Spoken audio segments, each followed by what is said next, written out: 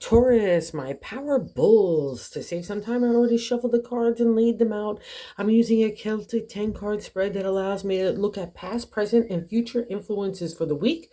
And as always, I'll be teaching the tarot through each card so you not only receive your forecast, but you start to grow your own intuitive relationship with the cards, because that's what this channel is all about, using tarot for our benefit, for our betterment.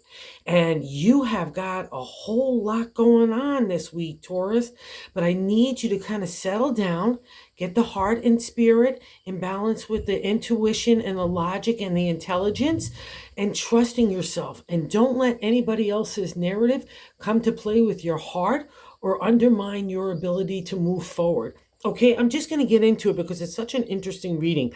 In the first card placement is a significator, the general gist of the overall reading, and we have the Eight of Cups there, which is a refresh, rejuvenation, the restart in the area of the heart, emotional flow, intuition, the subconscious, getting connected with our own heart and our own spirit. And in the Eight, I'm taking a new direction. I need a refresh, restart. And for a Taurus, that could touch anything from family, relationship, home, to your career, to the way that you're treating your body and your mind, and to the outside world. But wherever that's touching you, my bull friends, a refresh needs to happen. And it's already been happening for a couple of months now, maybe a little bit longer. So you really need to trust that you're in a new direction. And what's nice about the Eight of Cups is you're coming out of a dark time of shadow time, of enlightenment and spiritual and emotional growth. That's how you get your maturity in those areas. It's not the easy stuff, but the tough stuff, especially in the area of the heart. That's been a lesson for some of you over the last year or two, especially, not only in just what you want to do with career and your heart, but in reflection of your most intimate relationships as well. And here you have to trust yourself here, because you're on a journey of almost the ending of the minor arcana. So you know some stuff, you have some experience and knowledge that you need to use as the kind of platform to base any kind of decision making on the next moves. But I think that this is so much has already been done, and you just need to validate that in yourself. It's a good idea, good way of moving, and trusting yourself. But the reason why I say that is two reasons, okay? Let me just hop around a little bit, because the validation here is most important. In the seventh card placement is the way we're feeling about ourselves, and it's the major arcana of the Fool. And this guy is really important because he starts the major arcana. It's a representation of a new life cycle that's starting to unfold after one life cycle, right? You've already learned some stuff, and maybe some of you are in like your late 20s, early 30s, or late 50s, early 60s.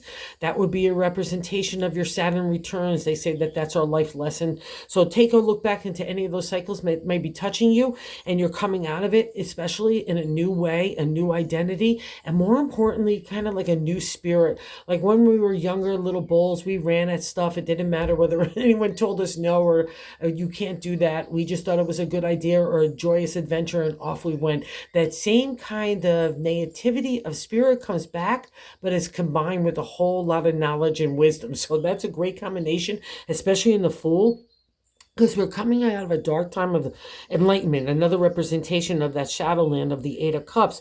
We've learned some stuff in the area of God, how to be good people, how to be good-hearted, how to trust our intellect and our identity, who we want to be, how we want to love how we want to work, how we want to love. All those kinds of things have been on the testing table for you for a long time, and you're coming out of those life lessons now as a new refresh. A new day is dawning. You've got a special connection to God.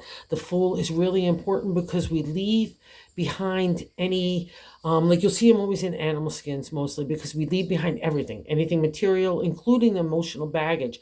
Sometimes you'll see a little bag over a shoulder, a little suitcase, and that's a representation of all the life lessons and experiences. That's the only thing that we're going to take forward in our new life, right? Okay, so trust this. It's definitely a validation for the Eight of Cups.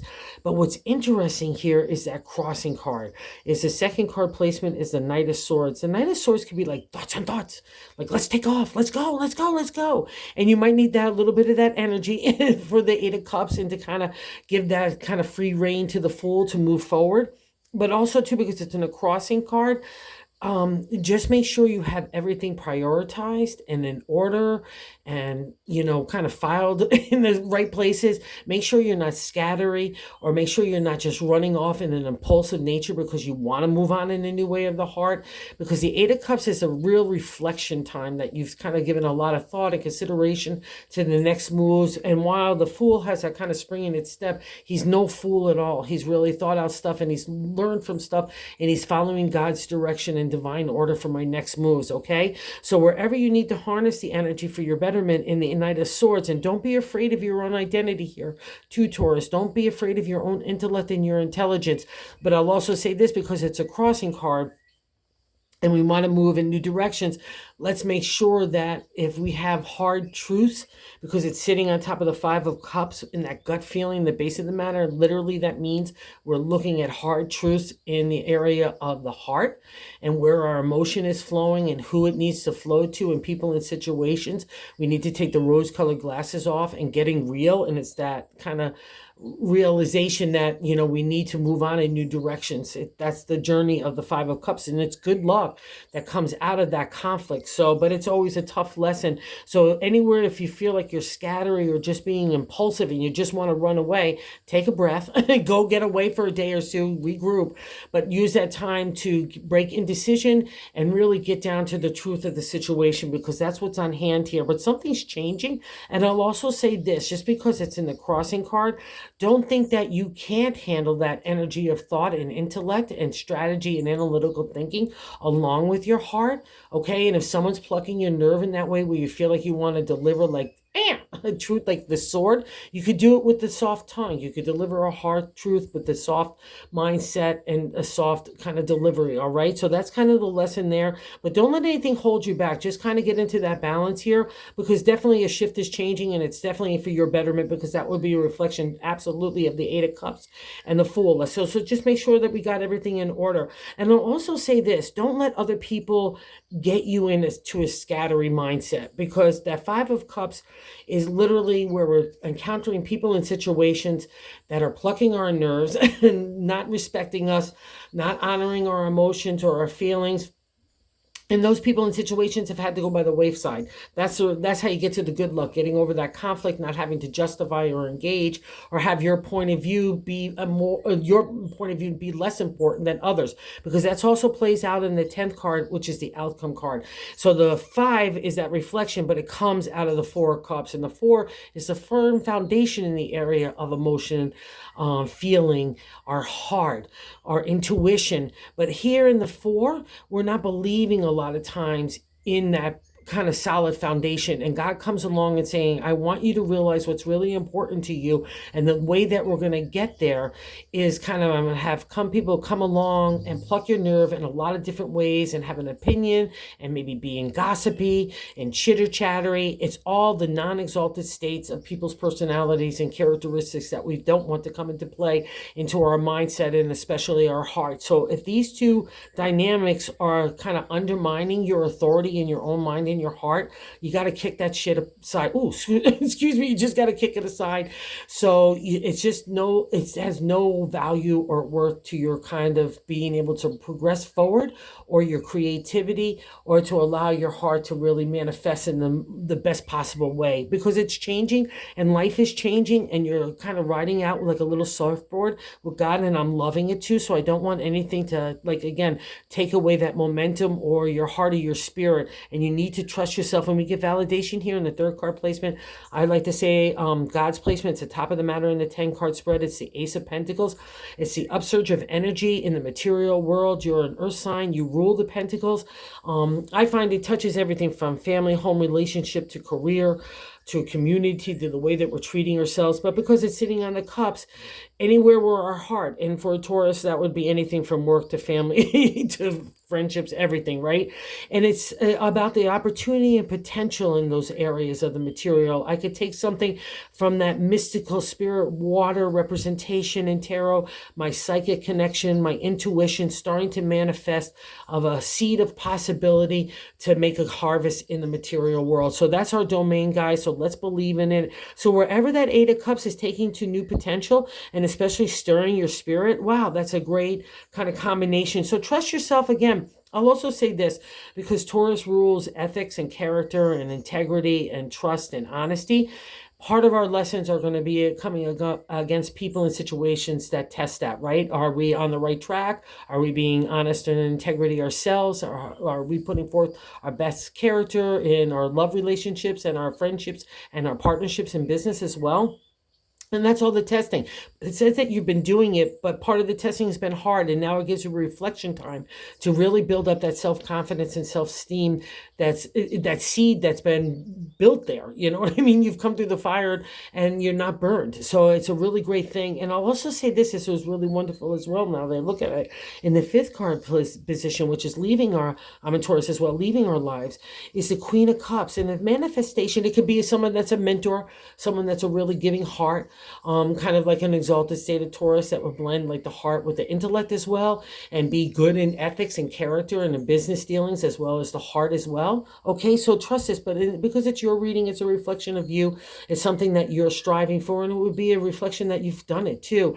So she's unconditional and loving. She's compassionate and she's giving. She's connected to God and the universe and that water flow, right? Another representation of that. So it's really great for you because she's a little tough love too. She's not going to take any BS. She's going to deliver a message that needs to be said. Again, with that reflection of heart, intellect, and consideration, but delivering with a good heart and wanting to help people grow out of their life lessons. We all make mistakes, right? So we want to move forward out of those kind of situations for our betterment. And the Queen is a reflection of your good heart. So let that good heart come into play as well, because in the present day, which is just a great combo when we've got the Queen of Cups coming out of our lives. So we've learned those lessons. We've had those experiences, and now we're in the present day of the sixth card placement of the King of Swords, the king of our intellect, our thoughts, our intelligence, our communications, being fair and just. And it's interesting, throughout the whole journey of the swords, I'm only asked to use intellect. I don't want to use my emotion. I'm trying to keep an emotional distance so I feel like it doesn't cloud my judgment, right? But the time I reach this guy, forget that. I've learned how to balance both my spirit and my logic, my intuition with my intellect, okay? It's that balance in the scales. I've got that double-edged sword. I could cut away to the truth, but I don't have to cut somebody else in my delivery of my message or my judgment, right? I could take all sides of the Rubik Cube, including compassion, and integrity and ethics. All those kinds of things come into the play of the decision making of the king. He's great for business legalities and contracts as well. So anywhere you're doing those kinds of things, Taurus, it's our domain to always play fair and just and be honest, and let that be our ruling way. Okay, so you're the king, so, and coming out of the Queen, and now kicking it off in the Fool. Oh, like a little tic-tac-toe. That's wonderful. Okay, and that's our domain and our exalted state. So buy into it. Don't let anything undermine you, including other people's opinions or outlooks. It's all about you, and you're trusting in who you are and the way you move yourself forward. And other people are seeing you that are moving forward as well. So maybe that's why they're holding on. And maybe some of those Four of Cups, like, I see you moving in a new direction of the heart. And people don't dig that sometimes when you change, right? That's the eighth card placement, is how other people view you. It's the Knight of Cups. It's like saying, hey, let's take a ride. Let's go. Let's go take a ride for the heart. I'm standing in the water with that steady steed. The horse and the knight know where to go. The knight is your protection, your security. And people see that strong will of the heart get combined with that intellect and the confidence of more spirit here. And the spirit of kicking off things, being enthusiastic and excited about doing new endeavors, right? That's a specialty of a Taurus. We can make ourselves feel really good along with others. And that's how people see you right now, as someone that's willing to take a new journey of the heart, not unafraid, but excited and for the adventure, okay? And the potential that comes out of that kind of new, pathway. It's really wonderful. So people look at you as stirring in a new way. So again, also too, I'll just say this for those of you that might be contemplating real new endeavors in the area of the heart, and I mean like divorce or separation. Just know that other people look at you as someone that's already moving on. So if you need to have that kind of communication in a fair and just way, right, and being considerate, do not be afraid of that kind of language, okay? Just make sure you're delivering anything. Don't let it build up into you to have a conflict. Be the one that leads the way to unveil the conversation in the right and fair way, okay, with integrity, okay? So I just want to say that, caveat there. And this is another validation and affirmation of just being loving and kind and flowing the emotion, doing you. In the ninth card placement is our hopes and fears, and we have the major arcana card Temperance here. So anytime a major arcana appears, like the Fool and in the Temperance, we're having a life lesson, and they're both in the present, right, which is nice. Okay. And Temperance is just literally the flow of emotion.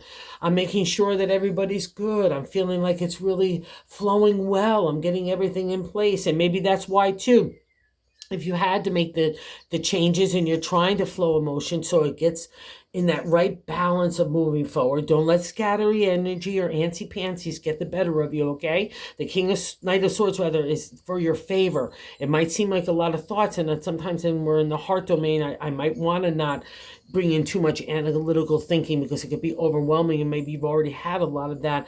But no, it's your friend. Just like the Knight of Cups here, it's renewed energy in those areas of the thoughts for the swords and the heart for the cups. Okay, so trust this as well. Don't be afraid of it. You're like a master rider right now, like the bull. Like, the bull could get anger, rage, ego, pride at the better of us, but we could also be that kind of Fernando sitting in the pasture contemplating a flower for hours, right? So let's get into that balance and get steady, because we're moving forward in a new direction. It's happening everywhere, and it's so exciting.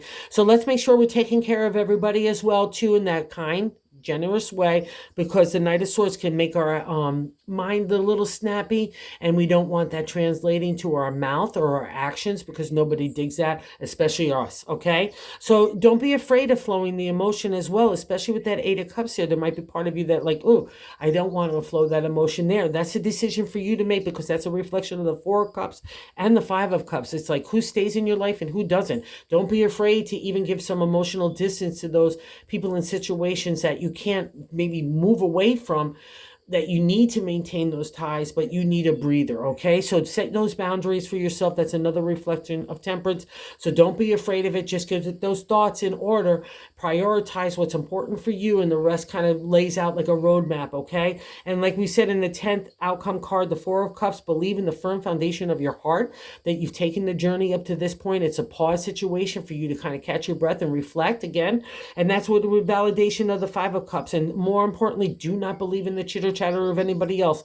That is how you get to the steady stay of the Four, and that's how you get to the turned over of the Cups. It's the only time you'll see the journey of the Cups that they're turned over in the area of the Five, because other people didn't have respect or appreciated you, or were shady, or just underhanded, or again gossipy, or whatever the case may be. It's like you had to learn that. But there's always a cup or two always standing in the tarot, because that's a potential. Now it's more defined, more in that, like, in a better space, for better suited for you. And that's a reflection of that Ace of Pentacles too, emerging as well in the Temperance. Okay, so believe in that power of you, especially with the Queen there too. Okay, you've got this going on. It's so good. So don't shut down the heart. Trust it, respect it, and blend it with that intellect, because everything is balancing out in you right now. You're getting everything in order. So trust this. Don't let anyone undermine you. All right. And I can see a little bit of tiredness in the bonus card. It's the Ten of Swords. We're ending the journey in the minor arcana of the suit of the swords. Again, our intellect, our intelligence, our strategy, our identity. It's all been challenged in the journey of the swords.